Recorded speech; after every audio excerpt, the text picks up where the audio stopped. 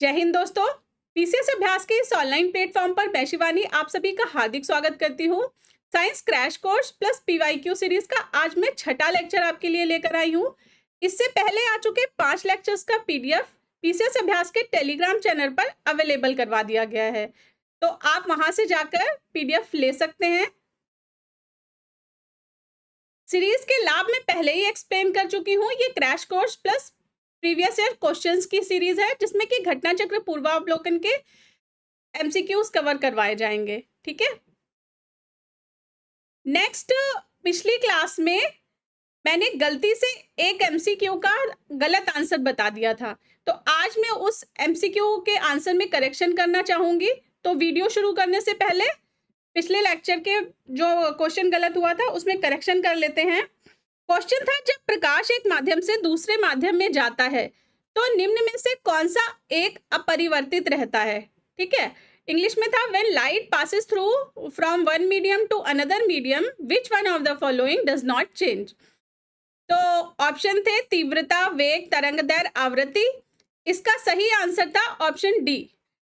अगर कोई भी अगर प्रकाश एक माध्यम से दूसरे माध्यम में जाता है तो तरंगदैर्घ्य, तीव्रता, वेग सभी चेंज हो जाते हैं, पर उसकी आवृत्ति यानी कि फ्रीक्वेंसी में कोई चेंज नहीं आता। ठीक है, तो आप ये करेक्ट कर लीजिएगा, ऑप्शन डी था इसका। चलिए, आज का जो टॉपिक है वो है ऊष्मा एवं ऊष्मा गतिकी, या जिसे इंग्लिश में कहते हैं हीट एंड थर्मोडायनामिक्स।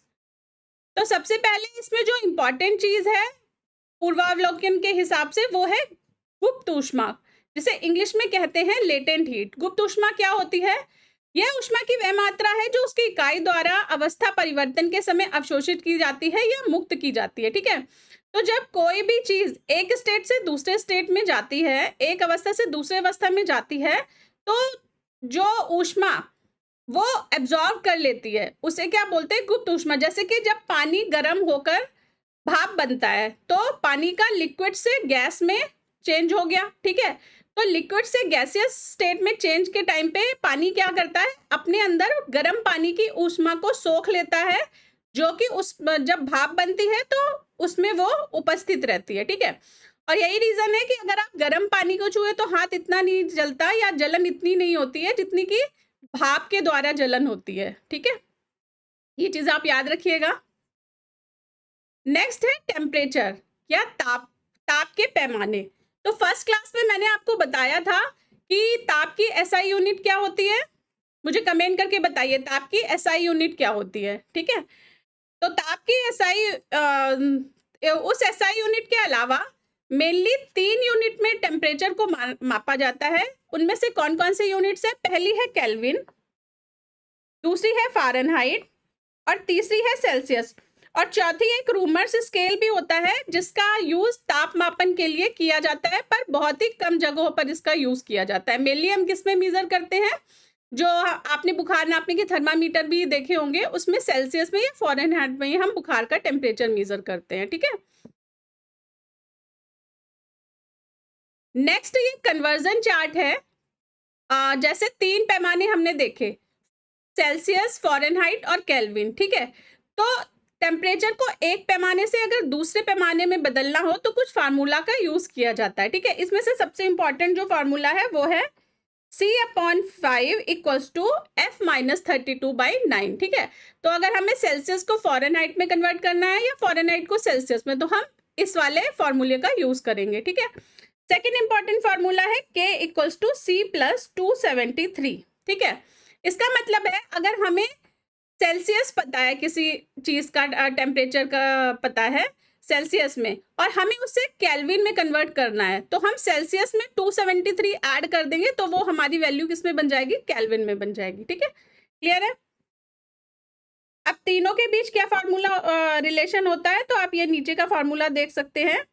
ये तीनों ही यूनिट्स के बीच में, मतलब सेल्सियस, फ़ारेनहाइट और केल्विन के बीच में कोरिलेशन होता है। ठीक है, अच्छा, क्वेश्चन ये है कि पिछले क्लास में मैंने आपको बताया था केल्विन से रिलेटेड एब्सोल्यूट टेम्परेचर क्या होता है, या हिंदी में जिसे परम शून्य बोलते हैं। ठीक है, तो आप मुझे कमेंट करके बताएं कि परम शून्य तापमान कितना होता है।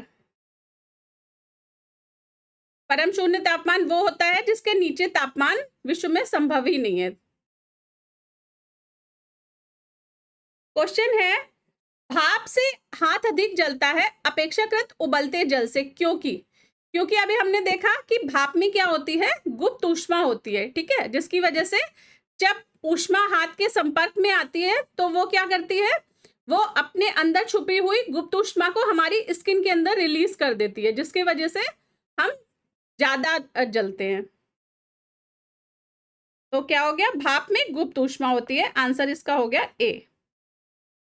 The hand burns more by steam comparatively to boiling water because the steam has latent heat. Clear?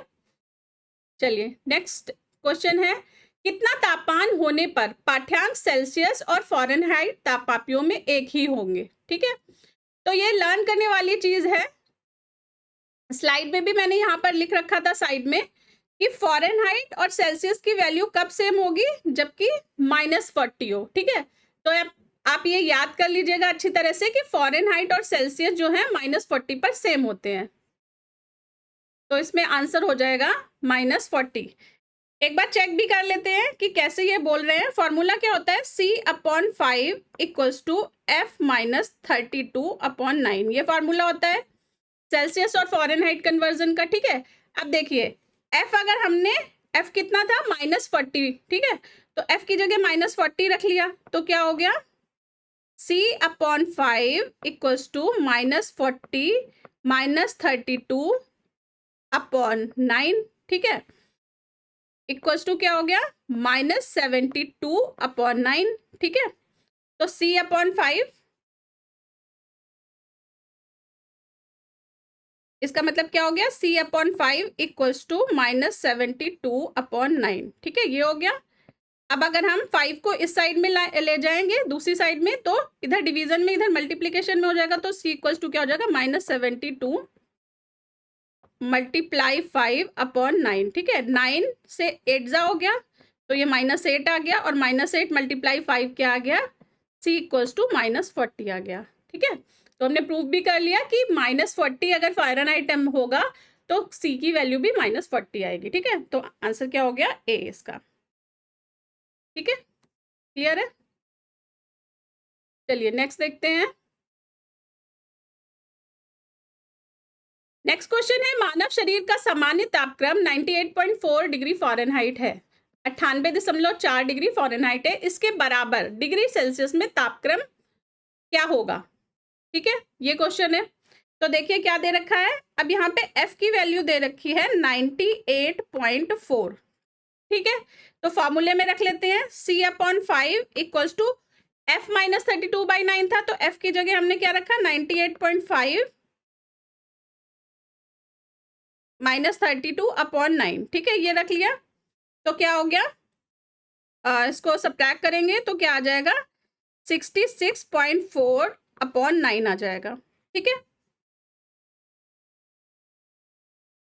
अब क्या करेंगे, C इधर 5 डिवीजन में है तो दूसरी साइड फिर से मल्टीप्लाई में, तो मल्टीप्लाई पॉर्डन C = क्या हो जाएगा, 66.4 × 5/9 हो जाएगा। ठीक है, क्लियर है। और जब हम इसको कैलकुलेट करेंगे तो हमारी वैल्यू कितनी आ जाएगी, C की वैल्यू आ जाएगी हमारी 36.88, ठीक है, या आप जिसे 888 आएगी तो आप इसे शॉर्ट में क्या लिख सकते हैं, C = 36.9, तो आंसर हमारा क्या हो गया, आंसर हमारा हो गया बी। ठीक है, 36.89। अगर हम 98.4 डिग्री फ़ारेनहाइट को सेल्सियस में कन्वर्ट करेंगे तो वैल्यू आएगी 36.89। ठीक है, नेक्स्ट क्वेश्चन देखते हैं। फ़ारेनहाइट पैमाने पर तापमान 200 डिग्री फ़ारेनहाइट है, इसका मान सेल्सियस पैमाने पर कितना होगा? ठीक है, तो वही सेम फार्मूला है। क्या फार्मूला लगेगा, मैं नीचे साइड में कर लेती हूँ।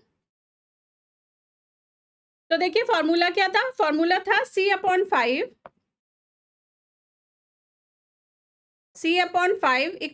F - 32/9 था। ठीक है, और अब F कितना है, F है हमारा 200, तो ये हो जाएगा 200 - 32/9 हो जाएगा। ठीक है, 200 - 32 मतलब 168, 168/9 मतलब कि कितना आ गया, ये हमारा आ गया, ये आ गया 18.6। ठीक है, 18.6 आ गया, तो C/5 क्या आ गया, 18.6, इसलिए 5 का इधर मल्टीप्लाई हो जाएगा 18.6 में, तो सी आ जाएगा 18.6 मल्टीप्लाई 5, ठीक है, जिसकी वैल्यू क्या आ जाएगी 93.3 अप्रोक्सीमेट। क्लियर है? तो आंसर हमारा क्या हो गया? आंसर इसमें हमारा हो गया, फर्स्ट पे रखा था 93.3 डिग्री सेंटीग्रेड। क्लियर है? चलिए नेक्स्ट क्वेश्चन की तरफ चलते हैं। माना कि औसत तापमान सेंटीग्रेड तथा फ़ारेनहाइट हो, मतलब जो एवरेज टेम्परेचर है वो कितना है, सी बार और एफ बार है। तो बोल रहे हैं कि यदि सी और एफ का संबंध F equal to 9/5 C plus 32 हो तो एफ बार तथा सी बार का संबंध होगा। तो औसत का भी वही संबंध होगा जो कि नॉर्मली एफ और सी का संबंध होता है, ठीक है। तो सेम संबंध होगा, तो आंसर कौन सा हमारा हो जाएगा, ए हो जाएगा, ठीक है। F equals to 9/, F bar equals to 9/5 C bar plus 32, ठीक है। क्लियर है? आंसर इसका हो गया ए। चलिए अब नेक्स्ट जो आता है टॉपिक वो आ रहा है एल्कोहल, ठीक है। एल्कोहल का टेम्परेचर से क्या रिलेशन है?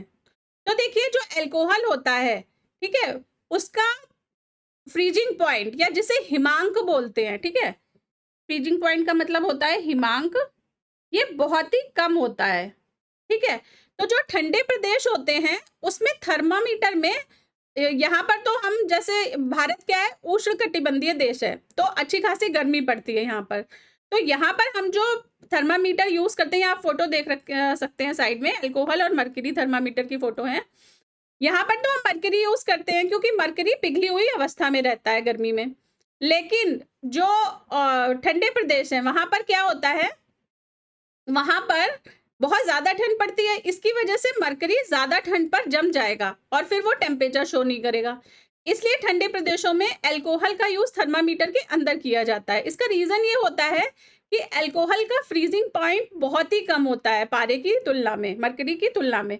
तो अल्कोहल का कितना होता है, अल्कोहल का होता है -114 डिग्री सेंटीग्रेड, और जहां पर मरकरी का कितना होता है -38.8 डिग्री सेंटीग्रेड। तो मरकरी का भी काफी कम होता है, पर जैसे कि रशिया के ऊपर के कंट्रीज में आप जाएंगे ना, जहां पर -70 तक तापमान रहता है, तो उन प्रदेशों में अगर एक्सट्रीम साइबेरिया के पास में आप जाएंगे तो फिर ये वाले मरकरी वाले थर्मामीटर वहां पर वर्क नहीं करते हैं, ठीक है। अच्छा, और यही रीजन है कम फ्रीजिंग, इसका फ्रीजिंग पॉइंट कम होने का, कि ठंडे प्रदेशों में ज्यादातर जो है वो गाड़ियों में भी ईंधन के रूप में अल्कोहल का यूज किया जाता है, ठीक है, सेल्फ इग्निशन के लिए, क्योंकि वो जल्दी से गाड़ी स्टार्ट हो जाती है। आप देख रहे होंगे इतनी बर्फ पड़ती है कि गाड़ी पूरी तरह से बर्फ से ढक जाती है इन प्रदेशों में, ठीक है। तो जब अल्कोहल का यूज करेंगे तो इंजन जल्दी स्टार्ट हो जाएगा। क्लियर है? चलिए नेक्स्ट क्वेश्चन देख लेते हैं। ठंडे देशों में पारा के स्थान पर अल्कोहल को तापमापी द्रव के रूप में वरीयता दी जाती है, क्योंकि, तो हमने अभी देखा क्यों वरीयता दी जाती है, अल्कोहल का द्रवांक निम्नतर होता है, ठीक है, इसका फ्रीजिंग पॉइंट जो होता है वो लोएस्ट होता है। अल्कोहल ऊष्मा का बेहतर संचालक होता है, ये ऑप्शन नहीं है। अल्कोहल पारा से अधिक सस्ता होता है, तो नहीं, पारा शायद ज्यादा महंगा होता है और अल्कोहल सस्ता होता है। इवन अल्कोहल का विश्व उत्पादन पारे से अधिक होता है, तो हाँ ये है, पर ये थर्मामीटर में यूज करने का कारण नहीं है। तो आंसर इसमें क्या हो जाएगा, in cold countries alcohol is preferred to mercury as a thermometric liquid because alcohol has a lower freezing point. Okay, answer is A. Next question देख लेते हैं। स्वचालित इंजनों हेतु निम्नलिखित में से कौन सा एक हिमरोधी के तौर पर प्रयुक्त होता है? तो हिमरोधी के तौर पर हमने क्या देखा था, अल्कोहल प्रयुक्त होता है, ठीक है, लेकिन अल्कोहल में भी एक पर्टिकुलर टाइप का अल्कोहल होता है जिसे हम एज ए फ्यूल यूज करते हैं, ठीक है, उसका नाम होता है एथिलीन ग्लाइकॉल, ये आप याद कर लीजिएगा, ठीक है, ethylene glycol. Which one of the following is used as an antifreeze for the automobile? So answer is B. Okay, कोई अच्छी सी ट्रिक आ रही हो इसके लिए तो मेरे बताइए कमेंट बॉक्स में। चलिए नेक्स्ट है इफेक्ट ऑफ हीट, ताप का प्रभाव क्या होता है अलग अलग चीजों पर, ठीक है। तो देखिए यूजुअली ज्यादातर चीजों के लिए मैं बात कर रही हूँ, इसके अपवाद भी होते हैं, एक्सेप्शन भी है, पर ज्यादातर चीजों में क्या होता है, जब भी टेम्परेचर को बढ़ाएंगे तो अणु क्या होते हैं, मॉलिक्यूल्स दूर दूर चले जाते हैं चीजों के, ठीक है, चाहे वो सॉलिड हो, लिक्विड हो या गैस हो, ठीक है। कुछ एक्सेप्शन भी हैं, वो भी मैं आपको अभी आगे के वीडियो में स्लाइड्स में बताऊंगी, ठीक है। तो सॉलिड, जैसे सॉलिड क्या होते हैं, इसके मॉलिक्यूल जो होते हैं क्लोजली पैक्ड रहते हैं, बहुत पास पास रहते हैं इस तरह से, ठीक है। तो इसके क्या होंगे, अगर हीट इसको मिलेगी तो थोड़े दूर दूर हो जाते हैं, ठीक है, हीट ज्यादा होने पर मॉलिक्यूल्स दूर दूर हो जाते हैं। इसी तरह से लिक्विड के मॉलिक्यूल्स थोड़े दूर दूर ऑलरेडी रहते हैं, और जब इसको हीट दी जाती है तो क्या होता है, इसका एक्सपेंशन हो जाता है और दूर दूर हो जाते हैं। सिमिलरली गैस के केस में भी होता है, गैस भी इसी तरह से एक्सपेंड होती है। तो आप देखिए, जब ये एक्सपेंड हो रही है या कॉन्ट्रैक्ट, मान लीजिए उल्टा भी कर लेते हैं कि ठंडा होगा तो ये कॉन्ट्रैक्ट होगा, मतलब कम होगा। तो एक्सपेंशन हो चाहे कॉन्ट्रैक्शन हो, वॉल्यूम क्या होगा, वॉल्यूम चेंज होगा, ठीक है। जैसे लिक्विड अभी जितना रखा था तो और ज्यादा गर्म हो गया, तो अणु दूर दूर हो गए, तो उसका थोड़ा सा और लेवल हाई हो गया, तो क्या होगा, वॉल्यूम चेंज हो जाएगा, ठीक है, उसका आयतन चेंज हो जाएगा, वॉल्यूम चेंज, ठीक है। अब देखिए, एक चीज होती है डेंसिटी, मैंने आपको पिछली क्लास में भी डेंसिटी पढ़ाई थी। डेंसिटी का फॉर्मूला क्या होता है, डेंसिटी का फॉर्मूला होता है m/v, यानी कि मास अपॉन वॉल्यूम, ठीक है, मास अपॉन वॉल्यूम, ठीक है। तो आप देखिए, जब भी वॉल्यूम कम होगा चीज का, ठीक है, तो डेंसिटी क्या होती है, डेंसिटी होती है वॉल्यूम के एंटी प्रोपोर्शनल। एंटी प्रोपोर्शनल का मतलब जब एक बढ़ेगा तो दूसरा घटेगा, जब दूसरा बढ़ेगा तो पहला घटेगा, ठीक है, तो एंटी प्रोपोर्शनल होते हैं। तो जैसे इस फॉर्मूले में आप देख रहे होंगे, अगर वॉल्यूम बढ़ेगा ना तो फिर घनत्व कम होगा, और अगर वॉल्यूम कम होगा तो घनत्व बढ़ेगा, ठीक है। ये चीज आप याद रखिएगा कि ताप के प्रभाव के कारण डेंसिटी चेंज हो जाती है। क्लियर? चलिए क्वेश्चन देख लेते हैं। गर्म करने से विस्तारण, ठीक है, स्पेशल बोल रहे हैं, देखो इन्होंने भी बोला है कि विस्तारण अगर हो रहा है, जरूरी नहीं है कि विस्तारण हो हर एक चीज में, पर अगर हो रहा है तो फिर क्या होगा, केवल ठोस पदार्थ में होता है तो नहीं, गर्म करने पर तो हमने देखा लिक्विड गैस सब में ही विस्तारण हो जाता है, तो ये वाला गलत हो गया। पदार्थ का भार बढ़ा देता है, तो पदार्थ के भार का फॉर्मूला हमने पढ़ा था न्यूटन के लॉ में, क्या होता है, W = m/g, ठीक है, W भार है, m मास है और g ग्रेविटी है, ठीक है, द्रव्यमान और ग्रेविटी। तो जब हमने गर्म करा तो ना तो उसकी ग्रेविटी चेंज हुई और ना ही उसका मास चेंज हुआ, तो फिर भार कैसे बढ़ा, भार तो नहीं बढ़ेगा, तो ये गलत हो गया। पदार्थ का घनत्व तो घटा देता है, तो आप देखिए एक्सपेंड हो रहा है, एक्सपेंड हो रहा है मतलब उसका वॉल्यूम ज्यादा हो रहा है, ठीक है, और वॉल्यूम ज्यादा होगा तो अभी हमने देखा डेंसिटी क्या होती है, m/v, तो वॉल्यूम ज्यादा हुआ तो डेंसिटी कम हो गई, ठीक है, मतलब उसका घनत्व कम हो गया। क्लियर है? तो क्या हो गया, इसका ऑप्शन हो गया सी हो गया, पदार्थ का घनत्व घटा देता है, ठीक है। सभी द्रव्यों और ठोस पदार्थों में समान दर से होता है, तो ऐसा कुछ नहीं है, सबके मॉलिक्यूल्स अलग होते हैं, सब में हीट ट्रांसफर रेट अलग होता है, तो सभी में विस्तारण अलग अलग तरह से होता है। क्लियर है? तो आंसर इसका हो गया सी हो गया। नेक्स्ट क्वेश्चन है, शीशे की छड़ जब भाप में रखी जाती है इसकी लंबाई बढ़ जाती है परंतु इसकी चौड़ाई, तो देखिए शीशे की कोई रॉड है तो लंबाई बढ़ गई, मतलब एक्सपेंशन हो रहा है उसमें, ठीक है, तो अब जैसी भी होगी एक्सपेंशन तो हर डायरेक्शन में होगा ना, उसके मॉलिक्यूल्स जो हैं वो ऐसे भी फैलेंगे, चौड़ाई में भी फैलेंगे, लंबाई में भी, पूरा वॉल्यूम चेंज होगा, तो क्या है, अप्रभावित रहती है। तो अगर लंबाई बढ़ रही है तो चौड़ाई अप्रभावित नहीं रहेगी, घटती है, तो जब एक चीज बढ़ रही है तो दूसरी घटेगी, क्यों, एक्सपेंशन हो रहा है मॉलिक्यूल में, ठीक है, तो घटेगी नहीं, तो सी क्या है, बढ़ती है, ठीक है, आंसर इसका हो गया सी, अव्यवस्थित होती है, गलत, ठीक है। चलिए नेक्स्ट क्वेश्चन देखते हैं। जब बर्फ पिघलती है तब आयतन बढ़ता है, आयतन घटता है, द्रव्यमान बढ़ता है, द्रव्यमान घटता है। अब देखिए, जो बोला था ना कि अगर टेम्परेचर बढ़ेगा तो जरूरी नहीं है कि हमेशा ही उसका वॉल्यूम बढ़े ही बढ़े। हमने पिछली क्लास में देखा था, जब भी बर्फ की बात थी, कि 4 डिग्री सेंटीग्रेड वाली लाइन याद करिए आप, ठीक है, 4 डिग्री सेंटीग्रेड पर क्या हो रहा था, क्या ज्यादा था, डी ज्यादा था, मतलब घनत्व तो ज्यादा था इसका, ठीक है, घनत्व तो ज्यादा था, क्लियर है, और डी ज्यादा था तो वॉल्यूम इसका कम था, क्लियर है, आयतन इसका कम था।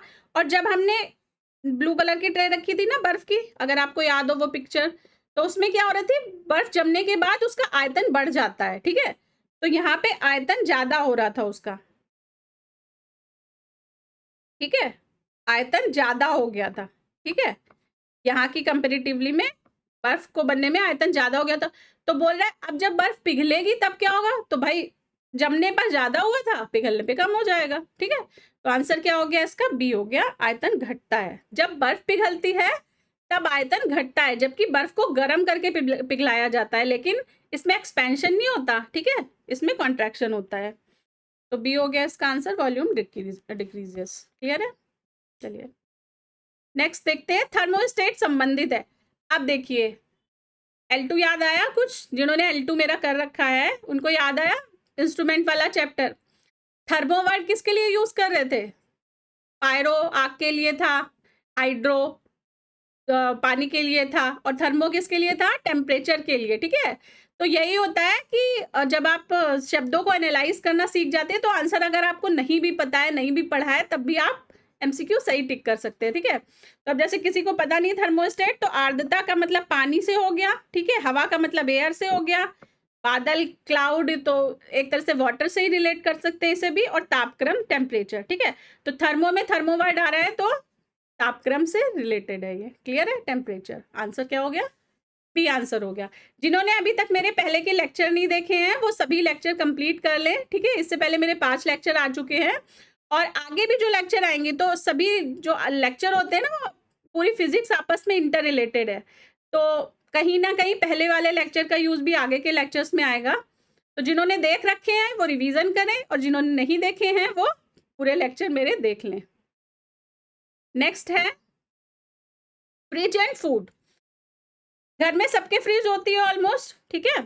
तो फ्रिज में क्या, क्यों हम खाना रखते हैं, फ्रिज में खाना इसलिए रखते हैं क्योंकि बाहर जैसे गर्मी है तो उसमें बैक्टीरिया डेवलप हो जाते हैं।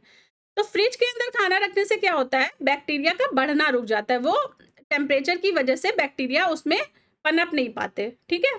तो ये रोल होता है फ्रिज का। अब जो साइंटिस्ट ने स्टैंडर्ड टेम्परेचर सेट मतलब रिसर्च करते रहते हैं वो लोग, तो उन्होंने जो आइडियल टेम्परेचर दिया है फ्रिज के लिए वो क्या है, याद रख लीजिएगा, इसको मेमोराइज करने की चीज है, वो है 2.2 डिग्री सेंटीग्रेड से 3.3 डिग्री सेंटीग्रेड। इस टेम्परेचर रेंज के बीच में खाना बेस्ट रहता है और उसमें chances of bacteria development is least, ठीक है। ये रखिएगा, ज्यादा ठंडा करेंगे तो बर्फी जम जाएगी खाने में, ठीक है। तो 2.2 से 3.3 डिग्री सेंटीग्रेड, इसे आप लर्न कर लीजिएगा। नेक्स्ट है रेफ्रिजरेटर में खाद्य पदार्थ ताजा रखने हेतु सुरक्षित तापमान है। तो अभी हमने देखा आइडियल टेम्परेचर रेंज कितनी थी फ्रिज की, 2.2 से 3.3 डिग्री सेंटीग्रेड थी, ठीक है। अब इसमें ऑप्शन देख लेते हैं, तो 0 तो नहीं होगा, 8 डिग्री भी ज्यादा हो गया, 10 ज्यादा हो गया, और 4 डिग्री जो है वो उसके आसपास की रेंज में आ रहा है, ठीक है। तो इसका मतलब ऑप्शन ए हो गया इसका, 4 डिग्री सेंटीग्रेड, ठीक है। नेक्स्ट क्वेश्चन देख लेते हैं। जब सीले बिस्कुटों को थोड़ी देर के लिए फ्रिज के अंदर रखा जाता है तो वह कुरकुरे हो जाते हैं, क्योंकि। तो सीले बिस्किट का मतलब क्या होता है, जब बिस्किट का पैकेट जैसे हम खोलते हैं तो उसको बाहर ऐसे खुला छोड़ देते हैं, है ना, तो क्या होता है, वो जो एयर का मॉइस्चर होता है वो अपने अंदर खींच लेता है, जिसकी वजह से वो सील जाते हैं, ठीक है। लेकिन जब हम उन्हें फ्रिज में रखते हैं तो फ्रिज में क्या होता है, फ्रिज में डीह्यूमिडिफायर लगा होता है, ठीक है, जो कि बिस्किट के अंदर की नमी को खींच लेता है फ्रिज, ठीक है। तो जब नमी कम हो गई तो क्या हो गया, बिस्किट फिर से कुरकुरे हो गए, और फ्रिज ने जो उसकी नमी को खींचा है वो क्या करती है, नमी फिर पानी के रूप में फ्रिज से बाहर निकाल देती है। तो आपने देखा होगा ना, फ्रिज से बाहर पानी निकलता रहता है, वो इसी वजह से निकलता रहता है क्योंकि फ्रिज अंदर का टेम्परेचर रेगुलेट करता है। क्लियर है। चलिए, तो इसमें क्या हो गया, ठंड से अतिरिक्त नमी बाहर आ जाती है, तो नहीं, ठंड से बाहर कहाँ से आएगी, फ्रिज तो बंद कर देते हैं ना हम गेट। फ्रिज के अंदर आर्द्रता कम रहती है इसलिए अतिरिक्त नमी अवशोषित हो जाती है, हाँ ये ठीक है, अवशोषित कर लेता है नमी। फ्रिज के अंदर आर्द्रता अधिक होती है इसलिए अतिरिक्त नहीं, ये गलत है, अंदर आर्द्रता अधिक नहीं होती फ्रिज के, वो कम कर देता है, ठीक है, तो ये गलत है। फ्रिज के अंदर दाब अधिक होता है, तो ये भी गलत है, ठीक है। आंसर क्या हो गया हमारा, B. Humidity inside the fridge is low and extra moisture is absorb. Clear. चलिए, बर्फ का टुकड़ा पेय को ठंडा कर देता है, बना देता है, ये है कथन। और इसका कारण है बर्फ पिघलने के लिए पेय से गुप्त ऊष्मा लेता है, जिससे पेय ठंडा हो जाता है। तो दोनों ही सही है, बर्फ का टुकड़ा पेय को ठंडा तो बनाता ही है, सभी को पता है। और क्यों बनाता है? क्योंकि बर्फ पिघलने के लिए उससे गुप्त ऊष्मा खींच लेती है, ठीक है। तो जिस वजह से पूरा ठंडा हो जाता है। तो इसका आंसर हो गया ए और आर दोनों सही है और ए की सही व्याख्या आर है। क्लियर? नेक्स्ट क्वेश्चन है, निम्नलिखित कथनों पर विचार कीजिए। कथन ए है, यदि फ्रीजर पर बर्फ इकट्ठी होती है तो रेफ्रिजरेटर में शीतलन बुरी तरह प्रभावित हो जाता है। तो ये सही है, ठीक है। आपने देखा होगा कि फ्रीजर में कभी कभी बहुत मोटी सी आइस की लेयर जम जाती है, तो उस वजह से क्या होता है, फिर अंदर ठंडक नहीं पहुंचती, क्योंकि वो क्या रहता है, फ्रिज के जो अंदर पोर्स रहते हैं ना, इसके लिए ह्यूमिडिटी कंट्रोल के लिए, वो पोर्स ब्लॉक हो जाते हैं, तो फ्रिज ढंग से वर्क नहीं कर पाता। दूसरा है, बर्फ एक दुर्बल चालक है। हाँ, तो ठीक है, दुर्बल चालक है, इसलिए वो क्या होता है, हीट का ट्रांसफर रोक देता है, ठीक है। तो इसका क्या हो गया, इसका भी ए हो गया। ए और आर दोनों सही है तथा आर ए का सही स्पष्टीकरण है। Clear? Both A and R are true and R is the correct explanation of A. Clear? Next है ह्यूमिडिटी या आर्द्रता जिसे बोलते हैं, या इसे किस नाम से जानते हैं, नमी के नाम से भी जानते हैं, या इसे उमस के नाम से भी जानते हैं, ठीक है। हम बोलते हैं ना बहुत उमस हो रही है, तो उमस का मतलब क्या है, ह्यूमिडिटी ज्यादा हो रही है, ठीक है। ये क्या होती है, ये होती है humidity is the concentration of water vapour present in the air. हवा में जितनी भी जलवाष्प उपस्थित रहती है उसे क्या बोलते हैं, नमी रहती है। और जब वो जलवाष्प की मात्रा 100% हो जाती है तब क्या होता है, बारिश हो जाती है, ठीक है। तो ये देखिए, आप फोटो देख रहे होंगे, ठीक है, ये होती है आर्द्रता। अब आती है आर्द्रता की बात होती है तो दो चीजें आती हैं, एक तो आता है एयर कंडीशन और दूसरा आता है एयर कूलर, ठीक है। तो आपके लिए क्वेश्चन है, यहाँ दो तरह की एयर कंडीशन आपने देखे होंगे घरों में, एक को तो बोलते हैं स्प्लिट और दूसरों क्या बोलते हैं, विंडो। तो क्वेश्चन है, आपको कमेंट करके बताना है कि इन दोनों में डिफरेंस क्या होता है। स्प्लिट का मतलब तो समझिए, स्प्लिट का मतलब टूटा, तो दो अलग अलग पार्ट में हो गया, और विंडो सिंगल पीस में रहता है। तो इनका दोनों का डिफरेंस क्या होता है, ये जो अलग अलग पार्ट है, ये पार्ट किसके लिए और ये पार्ट किसके लिए, ठीक है। नेक्स्ट है एयर कूलर, ठीक है। एयर कूलर में क्या फंक्शनिंग रहती है, एयर कूलिंग में रहती है कि हम उसके अंदर पानी भरते हैं और फिर जब वो साइड में उसके घास लगी रहती है, तीनों साइड में कूलर के, ठीक है। और जब हम पानी भरते हैं तो पहले पानी उस घास के ऊपर चढ़ता है, फिर उसे घास को गीला करता है, और इस तरह से जब एग्जॉस्ट फैन लगा रहता है कूलर में, तो वो एग्जॉस्ट फैन जो है हमारी ओर ठंडी हवा फेंकता है, ठीक है। तो ये होता है कूलर का फंक्शन। अच्छा, दो चीजें हैं, देखिए, जब कूलर, अगर किसी के घर में कूलर है और उन्होंने एक्सपीरियंस किया होगा, तो एसी चलता है, तो एसी चलते टाइम हमें पसीने या चिपचिपाहट का अनुभव नहीं होता, ठीक है। पर जब कूलर चलता है तो कभी कभी बहुत ज्यादा चिपचिपाहट हो जाती है, ठीक है। और कूलर को क्या बोलते हैं, एसी को हम बंद कमरे में भी चला दें तब भी अच्छा टेम्परेचर रहेगा, पर कूलर को अगर बाहर से सीधा खुली हवा नहीं मिल रही है तो फिर वो रूम के अंदर बहुत ज्यादा ह्यूमिडिटी क्रिएट कर देता है। उसका रीजन ये होता है क्योंकि हम कूलर में पानी भरते हैं, तो जब वो कूलर चलता है तो वो पानी जो है वो हमारी तरफ फेंकता रहता है, ठीक है। और वो पानी क्या होता है, एयर में जो कण होते हैं उनसे मिक्स हो जाता है, तो मतलब नमी की मात्रा बढ़ जाती है, ठीक है। तो वो कूलर जो है वो आर्द्रता को और बढ़ा देता है, टेम्परेचर को तो ठंडा कर देता है पर आर्द्रता बढ़ा देता है, ठीक है। ये चीज आप याद रखिएगा। नेक्स्ट है, निम्न में से कौन सा कथन सही नहीं है, ठीक है, याद रखिएगा, नहीं है।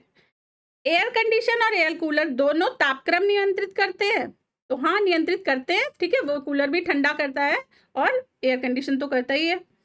एयर कंडीशन और एयर कूलर दोनों आर्द्रता नियंत्रित करते हैं, तो नहीं, एयर कूलर आर्द्रता नियंत्रित नहीं करता, जबकि एसी जो होता है, एयर कंडीशनर, वो आर्द्रता को नियंत्रित करता है, ठीक है। तो ये सही नहीं पूछ रहे हैं, तो यही आंसर हो जाएगा। सी में है, एयर कंडीशनर आर्द्रता नियंत्रित करता है परंतु एयर कूलर आर्द्रता नियंत्रित नहीं कर सकता, तो ये सही है। दोनों वायु की गति नियंत्रित करते हैं, ये भी सही है, ठीक है। क्लियर है? चलिए, आंसर क्या हो गया, बी हो गया। Air conditioner, air cooler both maintain humidity. Next topic है क्वथनांक एवं हिमांक, या इंग्लिश में बोलते हैं boiling point and freezing point. Boiling point क्या होता है, जब किसी चीज को गर्म किया जाता है, किसी लिक्विड को, तो वो एक पर्टिकुलर टेम्परेचर पर उबलने लगता है, ठीक है। जैसे कि आप देख रहे होंगे, पानी जो है वो 1 एटमॉस्फेरिक प्रेशर टेम्परेचर पर क्या है 100 डिग्री सेंटीग्रेड पर उबलने लगता है। अब देखिए जो 100 डिग्री सेंटीग्रेड है ना, ये पर्टिकुलर वायु दाब के लिए इसका उबलने का पॉइंट है, इसका बॉइलिंग पॉइंट है। पर अगर हम इस प्रेशर को चेंज करेंगे, ठीक है, 1 एटमॉस्फेरिक प्रेशर को हम ऊपर ले जाएंगे या नीचे ले जाएंगे, रिस्पेक्टिवली बॉइलिंग पॉइंट कम हो जाएगा या ज़्यादा हो जाएगा। तो आप याद रखिएगा कि जब प्रेशर बढ़ता है, ठीक है, प्रेशर बढ़ता है तो बॉइलिंग पॉइंट भी बढ़ता है, ठीक है, बॉइलिंग पॉइंट बढ़ जाता है। ये चीज़ आप याद रखिएगा, इससे कई बार 2-3 बार इस कॉन्सेप्ट पे क्वेश्चन आए हुए हैं, ठीक है। फिर फ्रीजिंग पॉइंट वही है कि जिस पर चीज़ जम जाती है, तरल जम जाता है, ठीक है। तो पानी का कितना होता है 0 डिग्री सेंटीग्रेड, और ये भी 1 एटमॉस्फेरिक प्रेशर पर ही होता है, ठीक है, याद रखिएगा। नेक्स्ट क्वेश्चन देख लेते हैं। जब पानी में साधारण नमक मिलाया जाता है तो पानी का क्वथनांक और हिमांक बिंदु। अब देखिए नॉर्मल पानी है, ठीक है, उसमें कुछ सॉल्ट मिलाया गया तो एक्स्ट्रा उसमें पानी में कुछ चीजें आ गई। तो अब क्या है कि जब हम पानी को गर्म करेंगे तो उसे उबलने के लिए एक्स्ट्रा हीट की आवश्यकता होगी। एक्स्ट्रा हीट का मतलब थोड़ा ज्यादा टेम्परेचर चाहिए होगा उसे। तो क्या होगा, उसका क्वथनांक क्या हो जाएगा, बढ़ जाएगा, ठीक है, क्वथनांक उसका बढ़ जाएगा। और हिमांक में क्या होगा कि जमने के लिए उसको और ठंडा करना पड़ेगा। अभी तो 0 डिग्री सेंटीग्रेड में जैसे बर्फ जम रही थी, लेकिन जब नमक मिला दिया तो फिर नमक के साथ उसको जमने के लिए उसको और ज्यादा ठंडा होना पड़ेगा, ठीक है, क्योंकि अगर ज्यादा मतलब टेम्परेचर 0 से और बढ़ाएंगे तो फिर तो वो लिक्विड स्टेट में रहेगी, ठीक। तो हिमांक तो कम हो जाएगा और क्वथनांक हमने देख लिया था बढ़ जाएगा, ठीक है।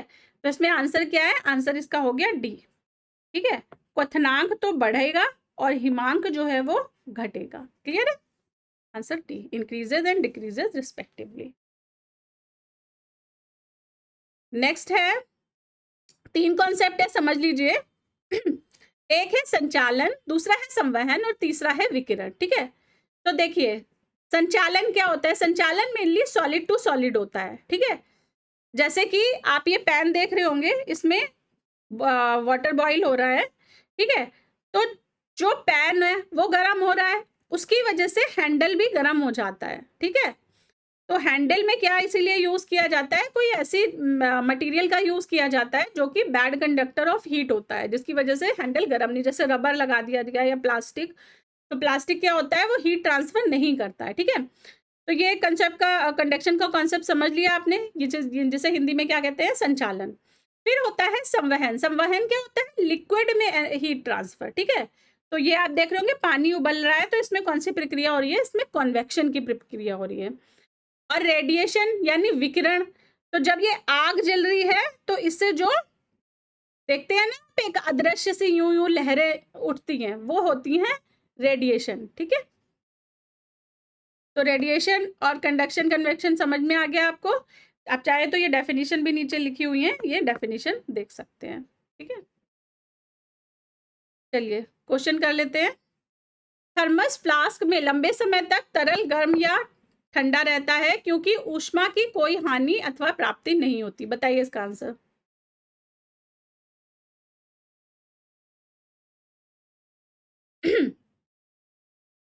ऑप्शन ए है संचालन, ऑप्शन बी है संवहन एवं विकिरण, और सी में है ए या बी दोनों, ठीक है। तो यही इसका आंसर है।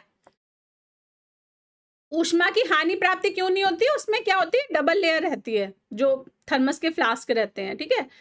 उसकी वजह से क्या होता है, वो कोई भी प्रक्रिया नहीं करता, ठीक है, और इसकी वजह से जो हीट लॉस है वो नहीं होता। ऊपर भी आपने ढक्कन देखा होगा कि इसका प्लास्टिक का जो ढक्कन लगा रहता है उसमें भी इस तरह की व्यवस्था होती है कि जिससे कि हीट ट्रांसफर होता नहीं है, ठीक है। आंसर इसका हो गया सी। नेक्स्ट है ब्लैक व्हाइट और हीट, ठीक है। काला सफेद और गर्मी का रिलेशन क्या है। तो देखिए जो काला रंग होता है ना, उस पे जब सन की लाइट पड़ेगी तो वो क्या होगा, वो उसे अपने अंदर खींच लेगा, और जो सफेद रंग रहता है वो उसे रिफ्लेक्ट कर देता है, वापस भेज देता है, ठीक है। तो यही डिफरेंस है, यही वजह है कि गर्मियों में क्या होता है, जब काले कपड़े हम पहन लेते हैं तो हमें बहुत ज्यादा और गर्मी लगती है, क्योंकि वो गर्मी को अवशोषित कर लेता है अपने अंदर।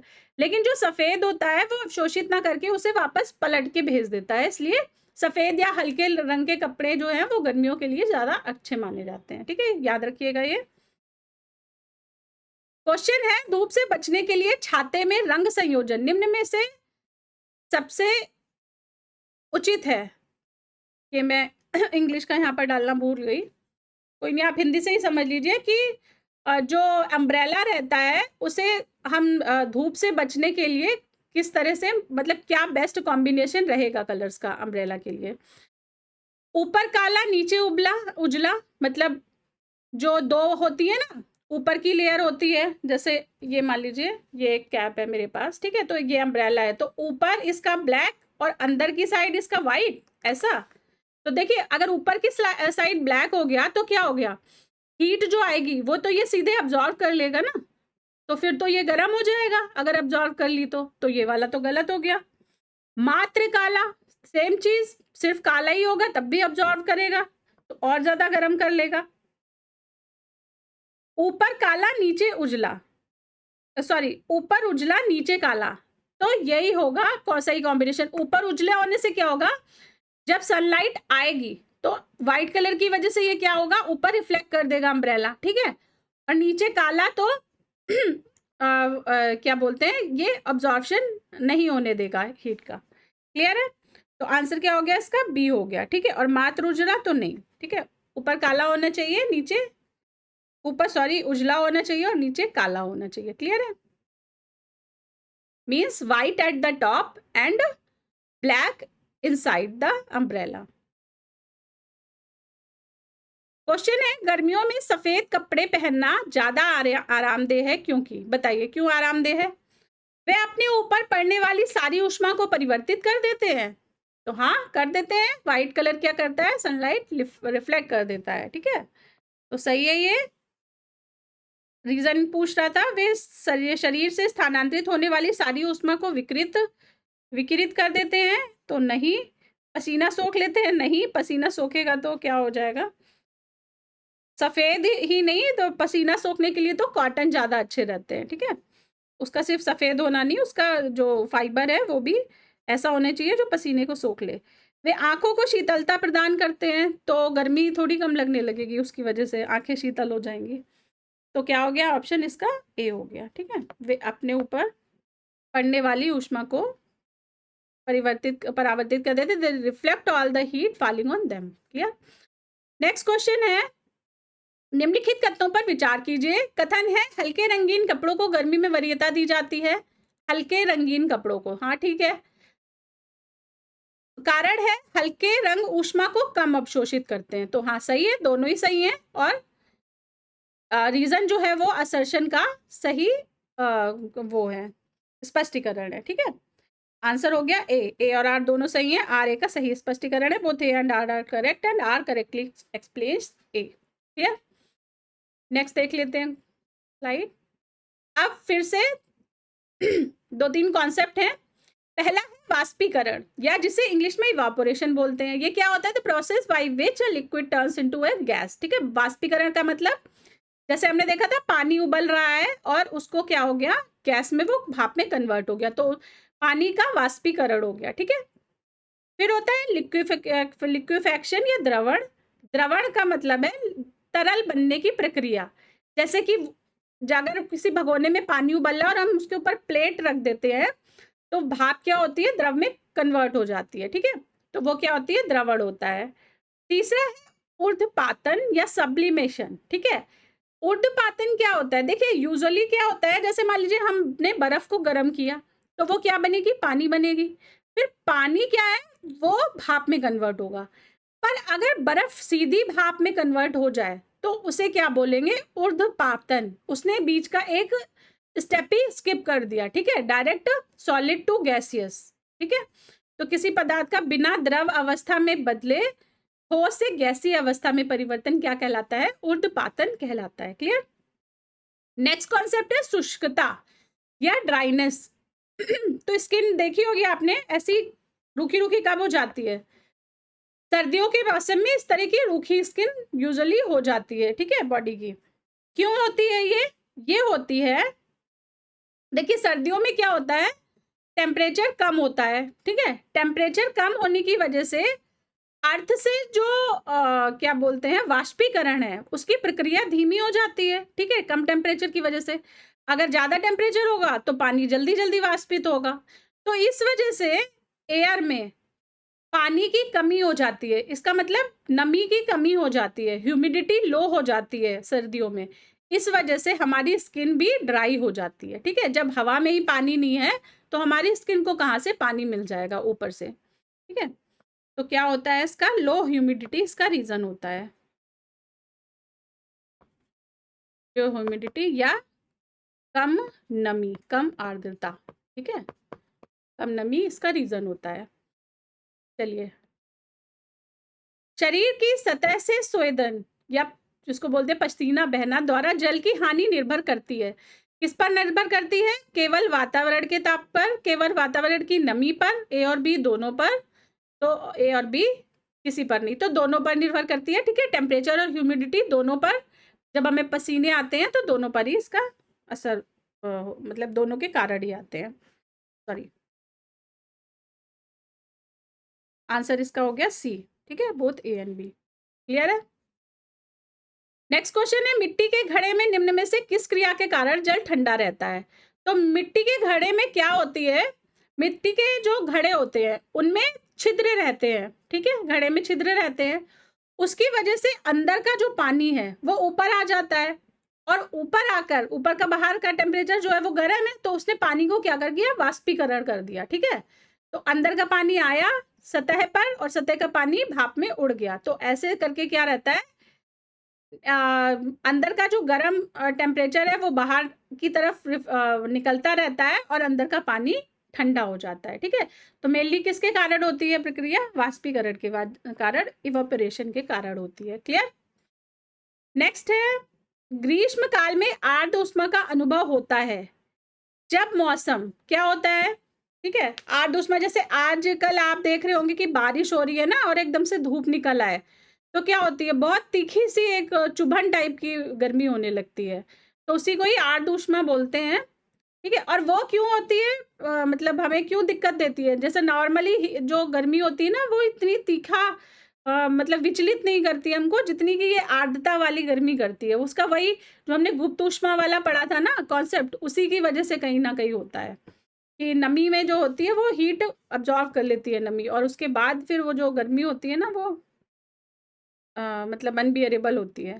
चलिए, ग्रीष्म काल में आर्द्र उष्मा का अनुभव होता है जब मौसम क्या होता है, अपक्व मतलब start of summer, middle of summer, तीक्ष्ण झुलसाने वाला होता है मतलब स्कॉचिंग वेदर होता है, या उमस वाला ह्यूमिड वेदर। तो आंसर इसका क्या हो गया, डी। जब उमस वाला होता है तब हमें आर्द्र ऊष्मा का अनुभव होता है, ठीक है।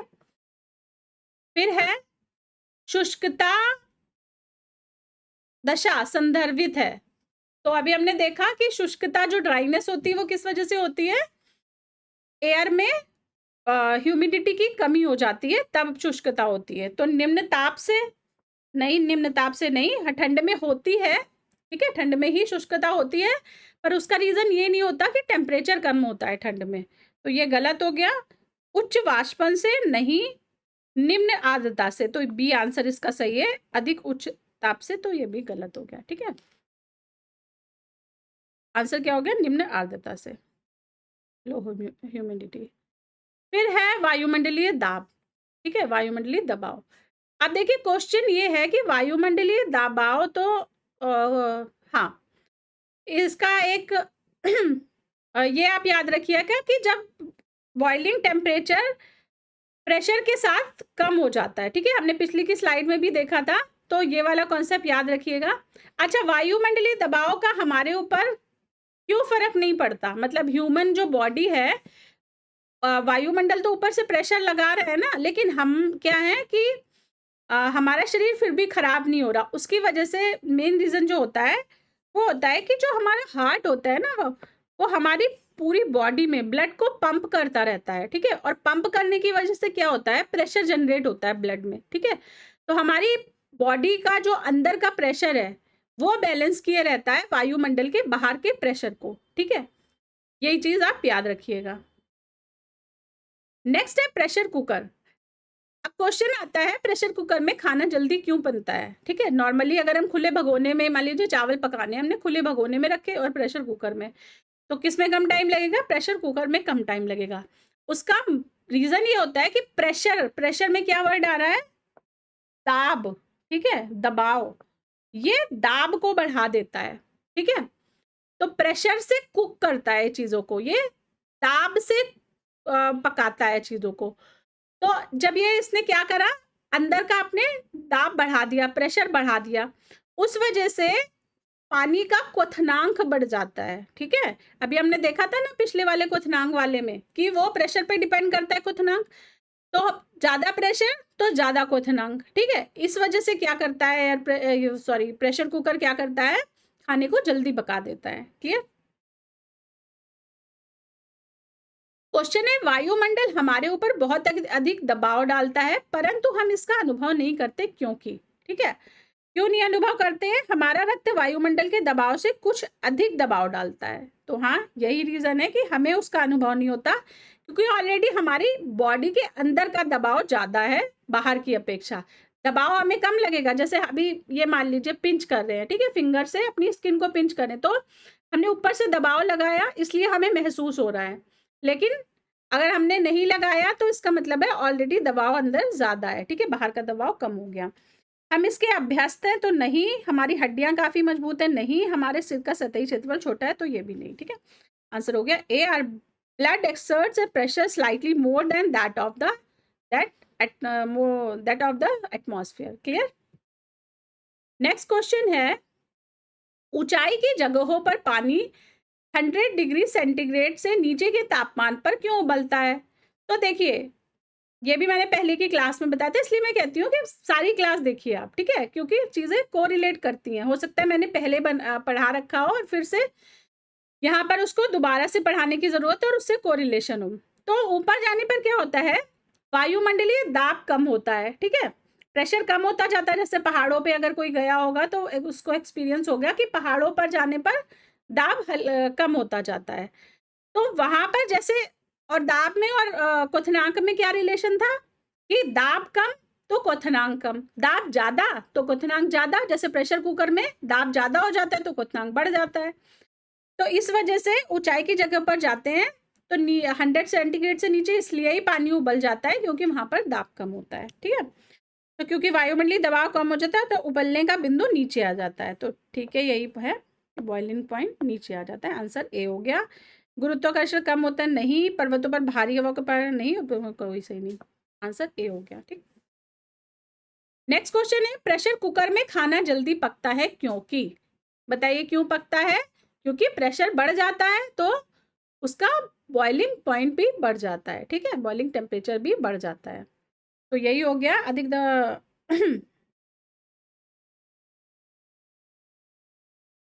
अधिक दाब पर पानी अधिक तापक्रम पर उबलने लगता है। आंसर इसका हो गया बी। ठीक है, चलिए नेक्स्ट क्वेश्चन है, प्रेशर कुकर के अंदर का उच्चतम ताप निर्भर करेगा ऊपर के छेद का क्षेत्रफल व उस पर रखा गया वजन पर। ऊपर के छेद का क्षेत्रफल पकाए जाने वाले पदार्थ पर, तो पकाए जाने वाले पदार्थ पर नहीं। ठीक है, ऊपर के छेद पर रखा गया वजन पकाए जाने वाले पदार्थ पर नहीं। ऊपर के तो इसका आंसर क्या हो गया, ऊपर के छेद का क्षेत्रफल व उस पर रखा गया वजन पर प्रेशर कुकर के अंदर का उच्चतम ताप निर्भर करता है। ठीक है, ये याद रखिएगा आप।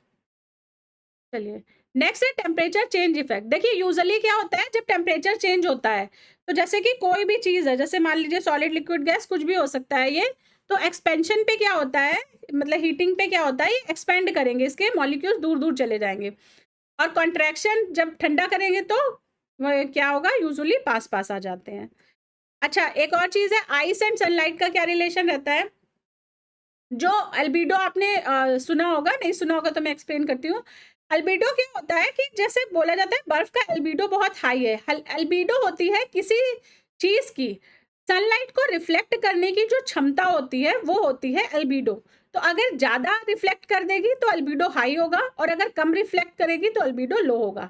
जैसे आप देख सकते हैं कि जो बर्फ होती है उसका एल्बिडो बहुत हाई होता है। वो अगर 100% लाइट ये सनलाइट आ रही है तो वो 80% तक को रिफ्लेक्ट कर देती है, ठीक है। और लो एल्बिडो की चीज़ें क्या होती हैं, उसे अपने अंदर अब्जॉर्ब कर लेती हैं, तो ये 10% ही रिफ्लेक्ट कर रही है। जैसे कि ये जो आपने पत्थर लगे हुए देखे होंगे ना कि गर्मियों में धूप में बहुत जलने लगते हैं ये पत्थर, उसका रीज़न यही होता है, इनका एल्बिडो लो होता है और ये हीट को अपने अंदर अब्जॉर्ब कर लेते हैं। क्लियर है? क्वेश्चन देख लेते हैं। जब किसी बोतल में पानी भरा जाता है तो उसे जमने दिया जाता है तो बोतल टूट जाती है। तो हमने देखा था पिछली स्लाइड में कि क्या होता था, जब 4 डिग्री सेंटीग्रेड से 0 डिग्री सेंटीग्रेड पर जाते हैं पानी का, तो पानी का आयतन क्या होता है, आयतन बढ़ता है। और एग्जाम्पल से कैसे, कि अगर आप फ्रिज में कोई पानी का भरा हुआ कटोरा जमने के लिए रखते हैं, तो जब उस कटोरे में बर्फ जम जाती है तो उसका लेवल कटोरे से ऊपर हो जाता है, उठ जाती है वो बर्फ। इसका मतलब है कि बर्फ का आयतन जमने पर बढ़ जाता है। क्लियर है? तो इसी के कारण से बोतल में जब पानी भरा जाता है तो बोतल टूट जाती है, क्योंकि बर्फ का आयतन बढ़ जाता है। ठीक है, तो पानी जमने पर फैलता है, ए ऑप्शन सही हो गया। बोतल हिमांक पर सिकुड़ती नहीं, बाहर का तापक्रम अंदर से ज्यादा नहीं, पानी गर्म करने पर फैलता है, तो पानी जमने पर फैलता है, इसकी वजह से बोतल टूट जाती है। क्लियर? नेक्स्ट है क्वेश्चन, बादल आच्छादित रातें स्वच्छ आकाश वाली रातों से अधिक गर्म होती हैं क्योंकि। तो बादल क्या, देखिए होता क्या है कि जब दिन में सन आता है उस टाइम पे अर्थ गर्म हो जाती है, ठीक है। और जब रात होती है तो वो क्या होती है, उसे रिलीज करती है, विकिरण को वापस आकाश में भेजती है, ठीक है। तो जब बादलों वाली रातें होती है ना, तो वो जो सूर्य का विकिरण पृथ्वी द्वारा सोखा गया था और जो रात में वापस वायुमंडल में पहुंचना था, वो बादलों की वजह से रुक जाता है, ठीक है। इस वजह से क्या होता है, जो बादलों वाली रातें होती हैं वो रात में अधिक गर्म होती हैं, ठीक है। तो क्या हो गया, बादल पृथ्वी तथा हवा से ऊष्मा का विकिरण रोक देते हैं, तो सही है। बादल दिन में सूर्य की रोशनी को, रात में गर्मी का विकिरण देते हैं, ये सही है, लेकिन बादलों से इसका लेना देना नहीं, ठीक है। बादल हवा वातावरण को आर्द्र बनाते, ऊष्मा उत्पन्न करते नहीं। बादल हवा की गति को अवरुद्ध करके उष्णता, ये भी गलत। आंसर क्या हो गया, A, clouds prevent cold waves from the sky from descending on अर्थ।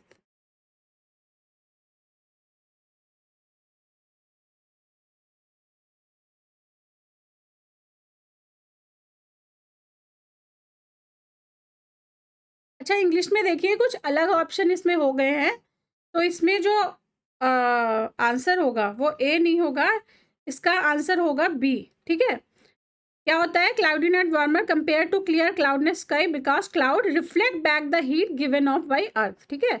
जो अर्थ हीट छोड़ रही थी उसे वो पलट कर वापस अर्थ में ही भेज देते हैं, ठीक है। तो इसका आंसर बी हो जाएगा। नेक्स्ट है, निम्नलिखित में से कौन अन्य तीनों की तुलना में ज्यादा सूर्य की रोशनी परावर्तित करता है, ठीक है। कौन सा तीनों करता है परावर्तित, अभी हमने देखा अल्बीडो वाले में कि हाई अल्बीडो किसका होता है, बर्फ का होता है, ठीक है। बर्फ सबसे ज्यादा सनलाइट को रिफ्लेक्ट कर देता है, तो इसका आंसर हो जाएगा सी, ताजा बर्फ से ढकी हुई भूमि, ठीक है। रेत का रेगिस्तान अब्जॉर्व करेगा, धान खेत की भूमि भी करेगी और प्रेरी भी करेंगे, ठीक है। नेक्स्ट है, आंसर क्या हो गया, sand, land covered with fresh snow.